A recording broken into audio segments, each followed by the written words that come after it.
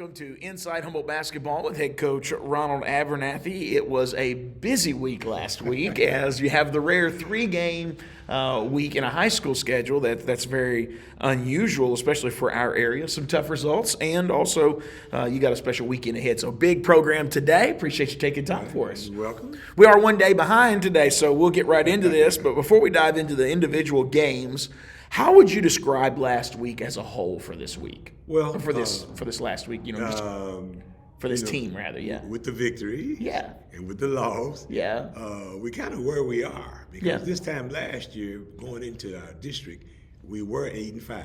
Okay, and I believe we were 7-5. Okay, actually, it was just one game off the pace, but from the weekend, we gather what our purpose is. All right, to play the tough teams. To be in the game and to learn from them. Okay. And I thought we accomplished those. So let's go game by game and talk about what we brought away from those games. Because last Tuesday, let's start there with Dyersburg. What did Dyersburg do that challenged you the most in that matchup? Well, again, when you play the bigger schools compared to us, your first thing is the number of athletes. Yeah. That's a number. It's a numbered issue.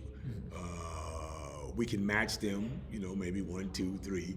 But when they go 4, 5, 6, or 7, it's a big difference, major difference athletically, and very well coached team, which they always have been. Definitely. So you can't get by with that. Yeah.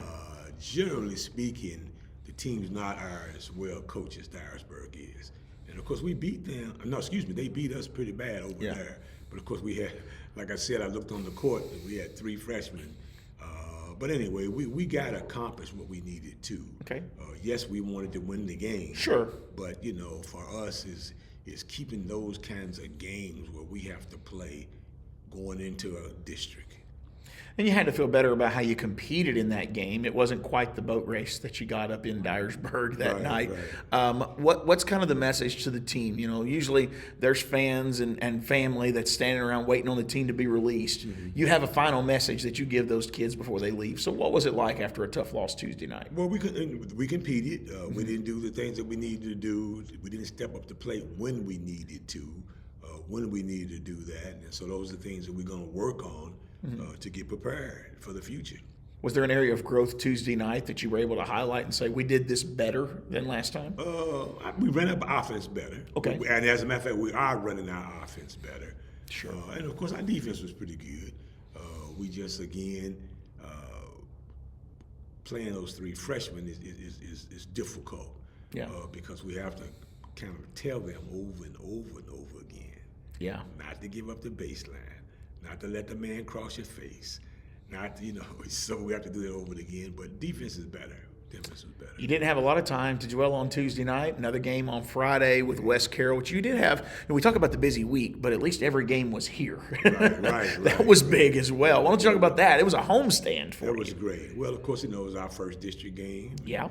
It's against West Carroll. Yeah. And of course, now when you get to the district, every game counts. So true. Because what we're playing for now is to get that number 1 seed in the district. Yes. And of course, this year's district tournament is here at Humboldt, so we want to be sitting in that seat definitely.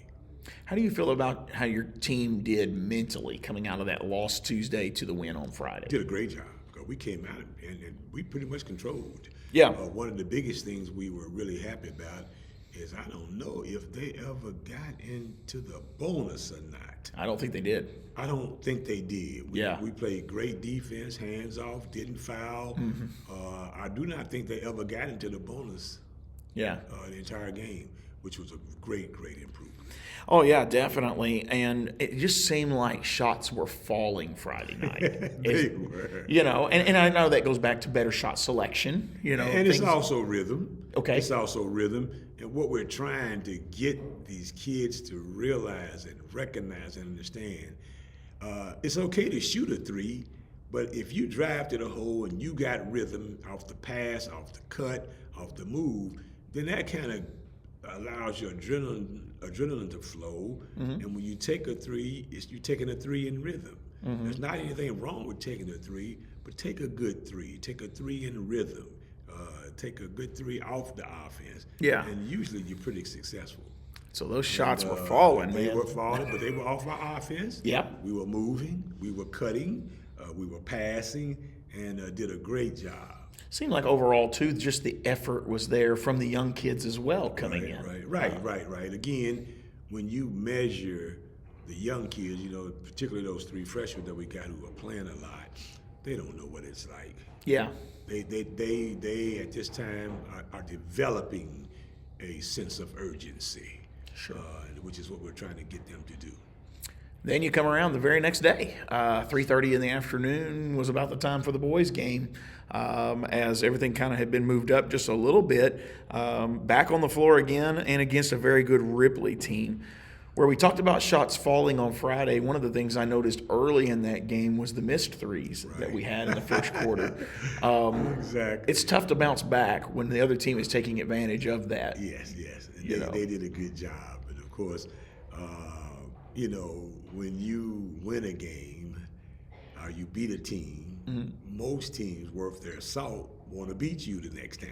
Yeah, sure. And they came in here wanting revenge. Yeah. And of course, again, good athletes, good coach, good team, good players who again didn't quit.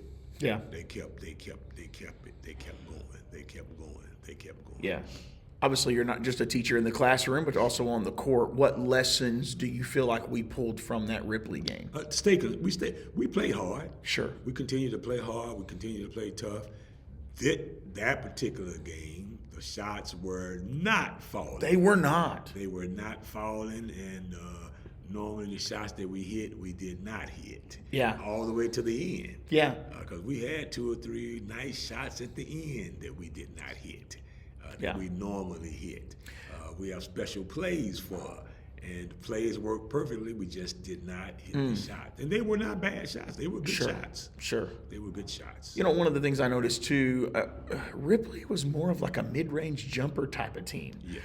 And they weren't falling in the first half for them. Right. But that third and fourth quarter, they started hitting those shots.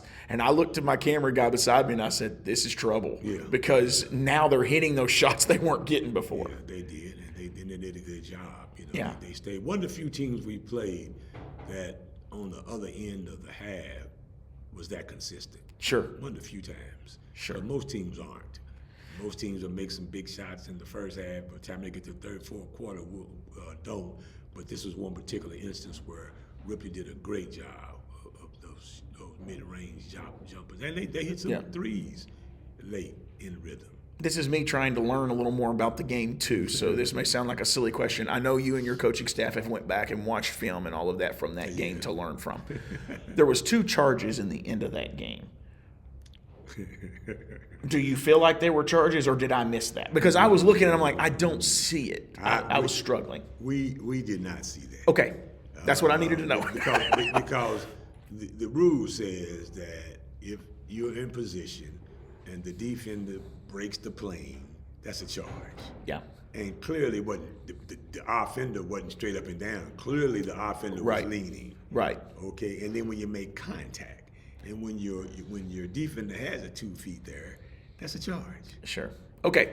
That helps me. and really 2 surprising calls. Yeah. Because they were apparent charges. Mm-hmm. They were apparent charges. Yeah. And they did not call them. Wow. Yeah. Wow. Well, I wanted to make sure because, again, sometimes you get wrapped up in the moment and you get emotional because you're a fan. Right. But at the same time, I wanted to kind of hear what the rule and how you all viewed that when you went back and watched that. Yeah. Of course, we've already watched the film. Sure. And as we looked at the video and the film, those were they were charges. Well, you obviously, those are decisions you don't get back. And, even for referees, I'm sure there's calls that they wish they could get back to. At this point, you have to live with the call and you look ahead. Yeah. I know we don't like looking at it this way as far as, there's long-term growth that happens in these 7-5, 8-5 early starts. How do you correct mistakes without letting losses define this group? Well, just generally speaking, we don't. Okay. We generally move on. Yeah. We look at a lot of video. We look at a lot of film, coaches, and along with the team and players, and we rectify a lot of problems by showing the kids their mistakes. Sure. On the video, on the film, and Coach Butler does an excellent job of breaking down film, and breaking down with the players. Yeah. Because most of the time we all get together. But he does a great job. Always has done a great job of breaking it down. Sure. Because you have to realize that Coach Butler and I both are the same kinds of personality. So over the years, I've kind of held back because two of us screaming ain't gonna help. Yeah. Well, you don't have 2 games this week. We'll get into the individual games here in just a moment. But let's talk overall team for just a little bit here. Where do you feel like this team? How do you feel this team is doing better now than they were even just a couple of weeks ago? We beat West Carroll. Okay. We're 1-0 in the district. All right.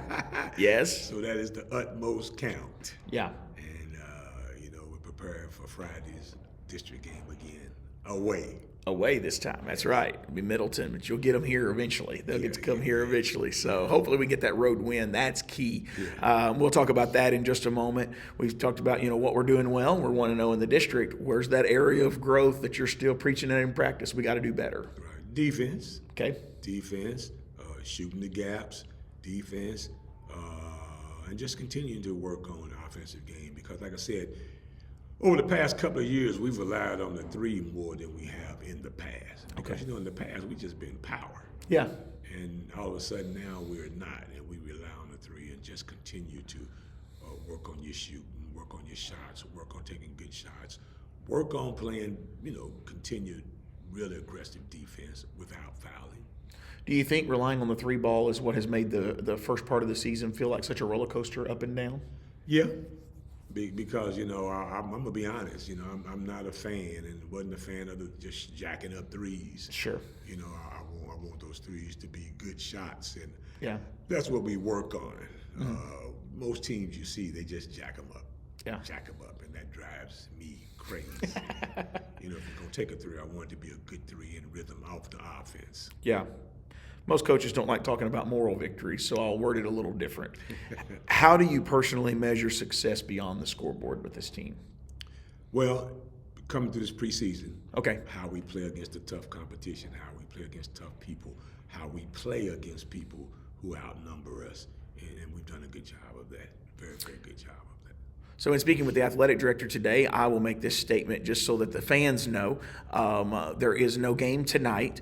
There was a little mix-up on some scheduling, and this happened earlier in the season. We were supposed to have went Huntingdon was supposed to have come here, I believe it was. Well, the first game we were supposed to go to Huntingdon. Okay, so the first game was supposed to go there. And the ninth game was supposed to be here at Humboldt. And we learned that it was only going to be the girls playing, that the boys were not going to be playing. And then Huntingdon says we're not going to send the girls if we're not sending both the boys and girls. So this game tonight just got canceled. But we said they just wanted to play girls. Oh yeah. Yeah, they just wanted to play the girls game, and we just decided if you're not going to play girls and boys, we're not going to play. Okay, so we're gonna obviously this game tonight is canceled. We wanted you to understand how that happens. Sometimes you put something on a schedule and then things fall through. So we do have one game this week, and it is at Middleton. Now, last year was a rare year where this program went down there and got a win, and we got the win here. That ain't happened very often. No, well, a very rare year. I believe we beat Middleton 4 times. Last season. Home and away. Yeah. District championship and regional championship. Yeah. That's a hard task. Yes, it is. Yeah, very hard task. And they're coming in hungry. Over the years, it's always been a hard task. Mm-hmm. Okay? And going there to play, we got to be ready mentally. Yeah. We have to be ready mentally. And getting the early win in Middleton is big. Yeah, it is. It's real, real, real big for us. It's a long trip down there, too. Yeah. Man, glad it's Friday night. That's right. You don't have to go to school on Saturday morning. Yeah. The worst thing is for it to be a Tuesday night game, and you have to come to school on Wednesday. Sure. So it's a Friday night game. So, we have to be prepared. Now, obviously, Coach Butler will be leading that charge with Coach Ab out of town. We're going to talk about his trip here in just a moment. So these questions I'm asking you, I know you're answering kind of on his behalf too, but what's going to be key for this team to compete well down there in Middleton? To stay poised. Okay. To go in and stay poised, not to put them on the foul line, play the defense that we do play, play smart, play hard, play together, keep composed. Because the key is when that clock says 0, 0, 0, whether it's 1 or 21, sure, we want to be ahead. Right, right. Well, Coach, let's talk about the big weekend you've got coming up, and we're going to show some pictures off and on as we do this today. And let's talk about this photo right here. This is the team, the 1986 LSU Tiger Final Four team. What memories stand out the most about these guys right here in that run? Well, believe it or not, the guy on the left was assistant coach. Okay. And the rest of the guys, believe it or not, the difference in high school and college is the rest of those guys are our managers and trainers. Really? Yes, those are our managers and trainers. Those are our support staff. All right. Yes. And then this right here would obviously be your team. That is the team. All right. And actually, all those persons will be present except for number 44. Okay. Who's in the actually Hall of Fame basketball, but he passed away. Oh. That's Don Redden. Yeah. And he was the MVP of the Southeast region when we beat Kentucky in Atlanta. Isn't that neat? But the remaining of the guys are present and are to attend. So this photo right here, where was this taken? This photo was the 20-year reunion of the 1986 Final Four. Wow. Dallas. Wow. That's pretty neat. And go ahead. An interesting statistic, and the Force Information Director we've talked about, is also said, Coach, we're going to celebrate you a little bit. I said, okay, what do you mean? He said, do you realize that in 1986, you were the associate head coach? Mm-hmm. He said, you won 6. You were the associate head coach of the Recruiter of the Year for the NCAA in 6 or more publications. Wow. And I was like, you got to be kidding. He said, yep, you were. That's pretty neat. That's crazy. Yeah. That was crazy the same year. But, and so I was talking to my staff about it, and somebody asked me what the difference was between 81 when we went to the Final Four and the difference in 86. Of course, that 20 years celebration was around COVID time, so that's why we hadn't had another one. Okay. But the difference was in 1981, I wasn't the associate head coach. In 1981, it was my first year as the associate head coach.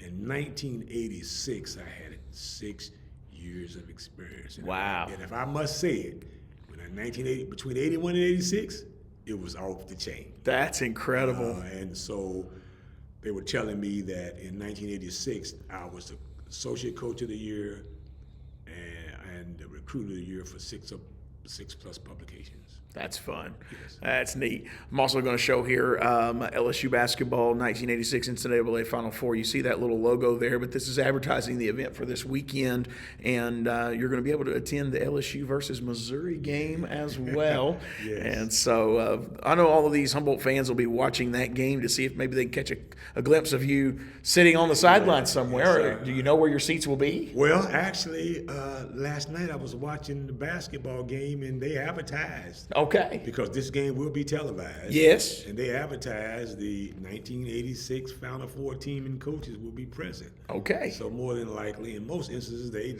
take shots and you'll be able to see something. That's pretty neat. Now, one of the things about that team, too, I just kind of did a little research before this program. Oh, you did? So you made a deep run as a lower seed. Yes. So what did that group really represent? You know, they had to overcome some challenges there, too. They kind of parlay what my career has been like. Okay. Actually, we were the 11th seed. Yeah.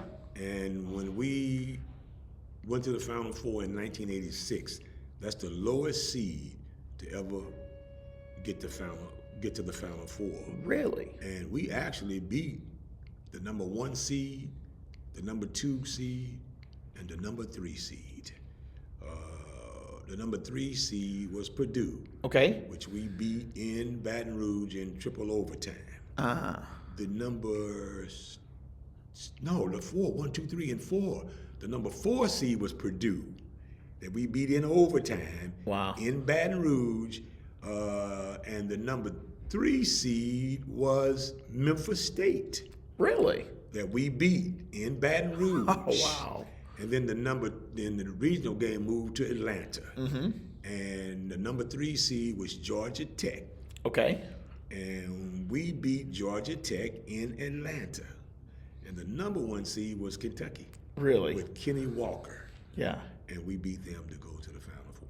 That's neat. And just a team that, hopefully sometime this year, that was a hardship year. That year was challenging because through the course of that year, we had 3 or 4 players catch the chicken pox. Oh, no. It was a crazy year. Oh. We lost our top 2 or 3 players. First one to academics.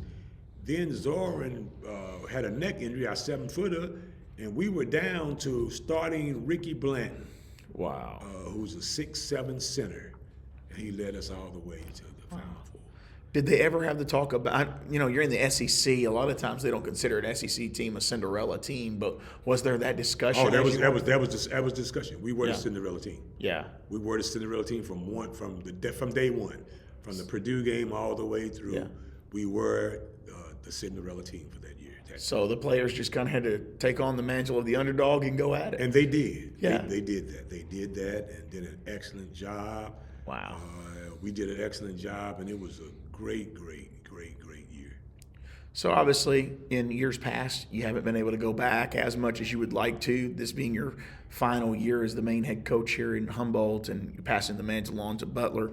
What is it that you hope to gain, from this trip that maybe you can bring back for the final part of this season, but more importantly, just carrying with you? Just the fact that when you survey and look at the Final Four and NCAA basketball, that's an awesome opportunity. Yes. Awesome opportunity. It doesn't happen. We talk all the time about how many great coaches never win a championship. Yeah. How many great coaches never get to that level. Yeah. And we were able to do it not only in 86, but we did it in 81. And then the next year in 1987, we lost on a last-second shot to Indiana. Wow. Steve Alford hit a shot.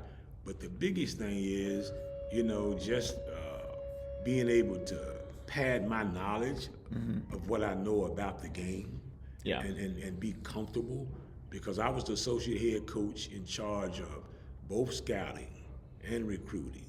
And when I look back at it, just thinking about the awesome opportunity that I was given to sit in that seat. Yeah. And of course, it's been no secret that we've ran our basketball program at Humboldt off the same model. Sure. And been very successful at doing it. And just having that kind of experience was just, you can't pay for it. Right. You cannot pay for it. So invaluable. Yes. Man. Well, once again, folks, make sure you're watching Saturday. Vikings play Friday, so you won't have to worry about, am I going to watch the Vikings or watch this? You can watch both Saturday. 2:30 in the afternoon, LSU will be playing Missouri in New Orleans. It's in Baton Rouge. It's in Baton Rouge. On campus. Okay. So it's going to be on January 17th, Saturday. Make sure you tune in and see all that. And I don't know if we'll have the pictures by next week, but at some point we're going to have some pictures. And I know Coach Ab's going to come back with some stories as well from the weekend. It'll be nice to walk down memory lane some more. And, man, it's been an honor to get to know you and be able to do this podcast. We're on 3 years now of the podcast. Right. And it's been a lot of fun. And this year we just felt like just kind of pulling the curtain back a little more, letting people know who you are before your final exit here with the program. And it's been good, because one of the reasons that I'm going to go this time, and I've missed a couple, like you said, over the years, but I've gotten so many calls from players who, Coach, are you going to come? Yeah. And so, decided that, and of course, I'm not getting any younger. Uh-oh. And of course, Coach Brown is 90 years old. Wow. Okay, and most of these players are going to be 65, 66, 67. Okay. So I just look forward to it. Yeah. I look forward to it. That's incredible. Well, I think that's all we've got for today. We're pushing close to 25 minutes again. Yes, and I appreciate you taking time for us. Good luck, Vikings, this week as they take on Friday night in Middleton. Big district game. I'm sure you'll be keeping up with that on the road. Yes, sir. Are we live streaming this? We are not, because it's all the way down in Middleton. The internet down there is awful. I know it. I have tried a couple of times to broadcast down there. I know. And it brought more frustrations. I probably almost ended up on blood pressure medicine last time we was down there. But we are going to be informing folks from the game. Right. We'll be posting scores. I'm going to try to catch Butler after the game and do a quick interview with him on our Facebook page as well.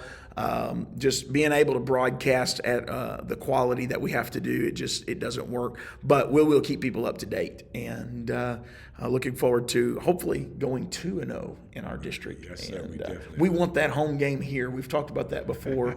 That going to Memphis is tough. Yes. We want that home game here. So.